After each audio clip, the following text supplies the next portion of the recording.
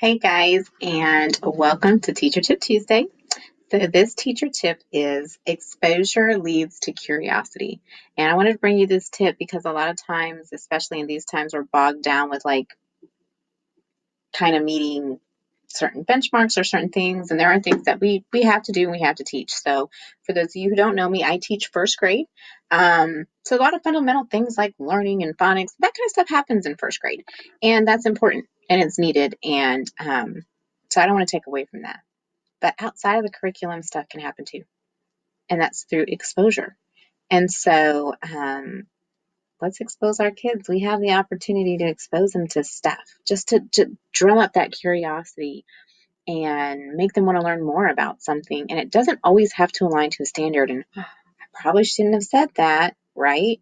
Because a lot of things are driven by you. Everything you do in your classroom is dictated by a standard. I remember my first year of teaching, I was just amazed at the fact that I could not take a field trip anywhere unless it aligned with the standard for the grade that I was teaching. Like whatever field trip I took had to align to a standard instead of just going and having an experience.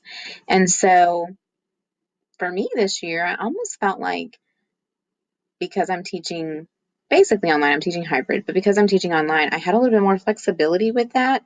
And I took my kids on a virtual field trip to the zoo one Friday.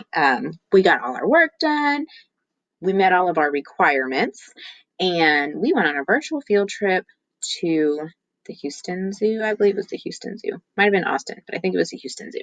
So we went on to the virtual field trip to the zoo and we saw giraffes and we saw elephants, and it was like real time, real cameras.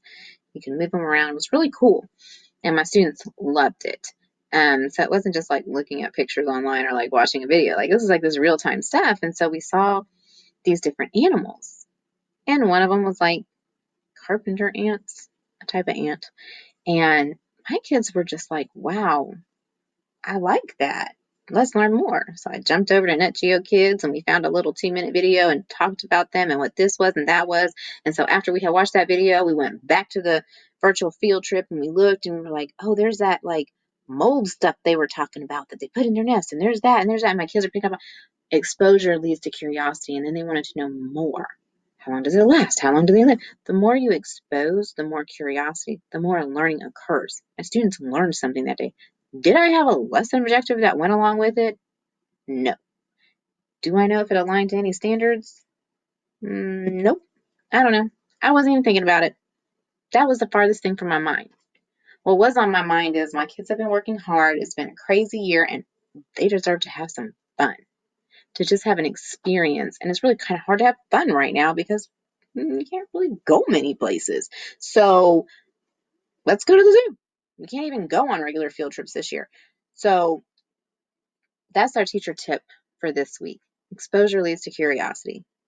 So once you've checked off all the check boxes that we have to check off, let your kids explore and expose them to something. Listen to the things they're interested in, the things they like, and kind of go from there. But don't just put yourself in that box, because a lot of times we try to really tailor everything around our students' interests, but let's let them be curious. Expose them to new things that they may not know they're curious about.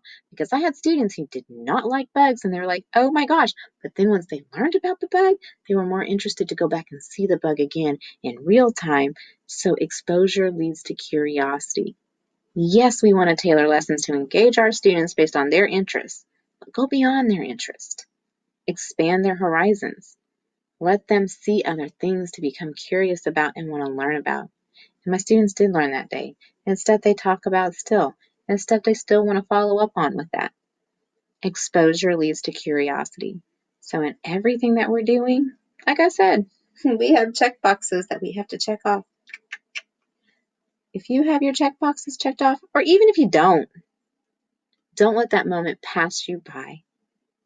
That's how you inspire a lifelong love of learning. Exposure. Showing students that there's a whole world out there to see. And right now is a good time to take advantage of that when we're doing things virtual, because you can virtually go around the world to a lot of different places that were out of reach before on a traditional field trip. So if there's anything that's positive that has come out of this experience, to me it's that there's more exposure, there's more experience around the world that we can bring to our students in real life time that we necessarily couldn't do before. So make sure you expose your kids to some new learning and something interesting to help them be a little bit more curious. See you guys next Tuesday.